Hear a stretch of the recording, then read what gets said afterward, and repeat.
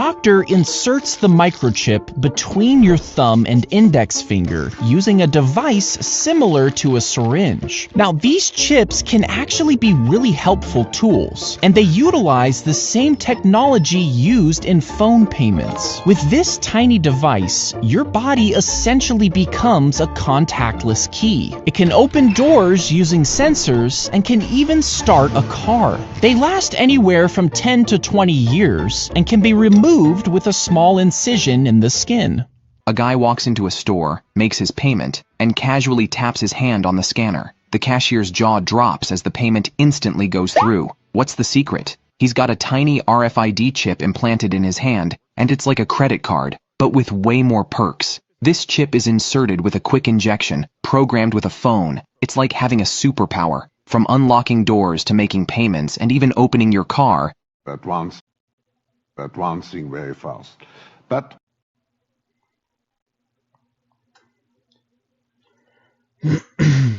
Shalom, Yashar Allah.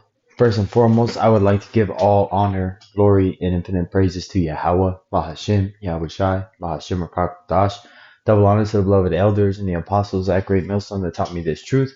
Peace and salutations to all you hopeful Akim out there laboring that are pushing this word and truth and in sincerity. This is your brother Amar from the GMS Boise Idaho camp coming at you with another back to the basics, Karagma, Karax, and this is something that is called the MOT to the B, or the mark of the beast, just straight out there plain.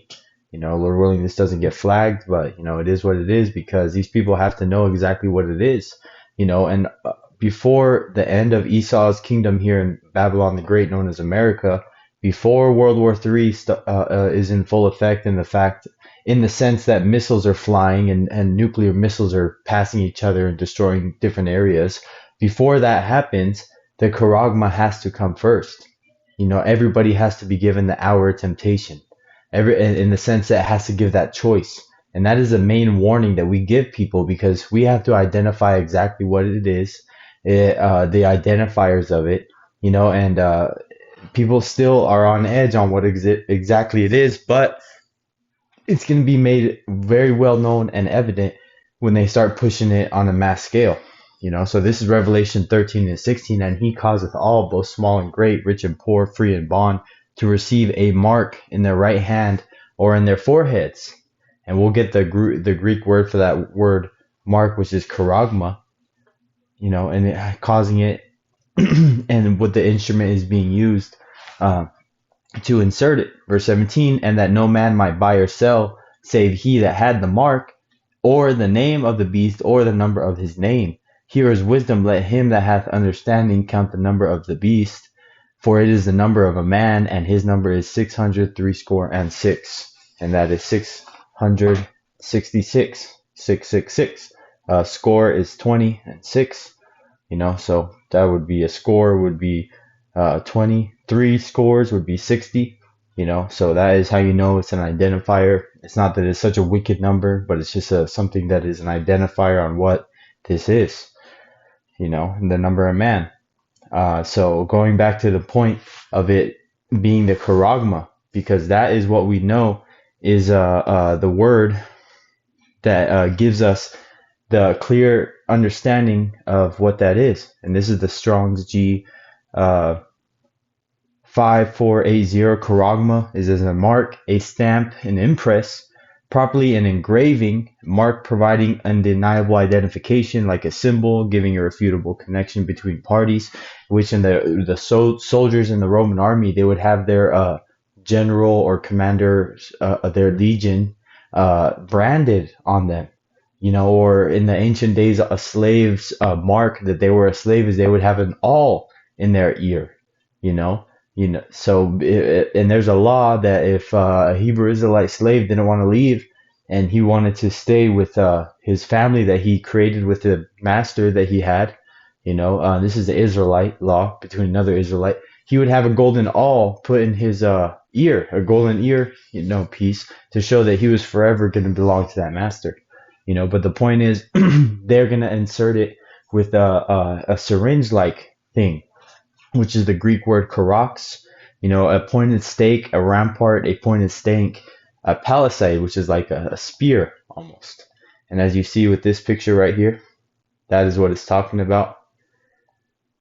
And this symbol right here, as you can see, that's the Karax right there. See that cruise, that cross looking thing, the syringe, and grapho, which is the mark that it's going to be leaving behind. Not saying that the word mark is grapho, but that's what it's going to be leaving, which is the to write on, which is it's marking our skin, because it's going to have your information on it. And this is something that you cannot put in and then, like that video said, 10 to 20 years, take it out, even though it's not going to be that long after the Charagma comes out, for people to even have it in that long, So the point being is once you take it, you can't take it out again, and everybody's going to be given the hour of temptation. So I want to get the scripture on that and then close it out. This is Revelation 3:10. Because thou hast kept the word of my patience, I also will keep thee from the hour of temptation, which shall come upon all the world to try them that dwell upon the earth. And the Lord is going to keep his elect safe. He's going to keep that same spirit to deny that Charagma on them to the very end, because there's certain men and women and children that the Lord has preserved for mercy that will not receive that Charagma. And he has a certain group of elect men that are going to keep those people safe as well. So the Lord has his ways, and you have to have faith that you yourself on an individual level will say no to this devil, whatever he throws at you, if he tries to force you to take this Charagma. And that's what you have to understand for yourself, that you on a personal individual level will say no if that Charagma comes, because the effects of that are nothing but torment in your body. Scriptures say that there will be boils that are broken out on those people that decided to take it, and we can just go there real quick. It's Revelation 16:2, I believe. Revelation 16:2, and the first went and poured out his vial upon the earth, and there fell a noisome and grievous sore upon the men which had the mark of the beast, and upon them which worshipped his image.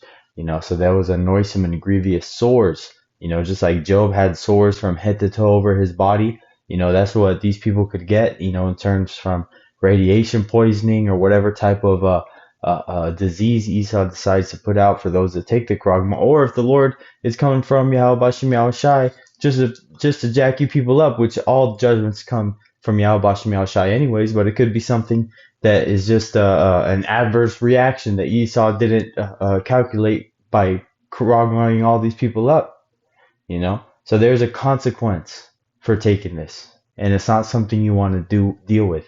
So once you know what it is, you can avoid it. So now that you do, avoid it the best of your ability and build yourself up in the spirit to be able to lose everything not to take this.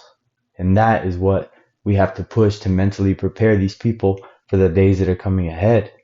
So Lord willing that this lesson was edifying unto the elect. Till next time, I'd like to give all glory, honor, and infinite praises to Yahweh, Bahashim, Yahweh Shai, Bahashim Rakakwadash, double honors to beloved elders, the apostles at Great Millstone that taught me this truth.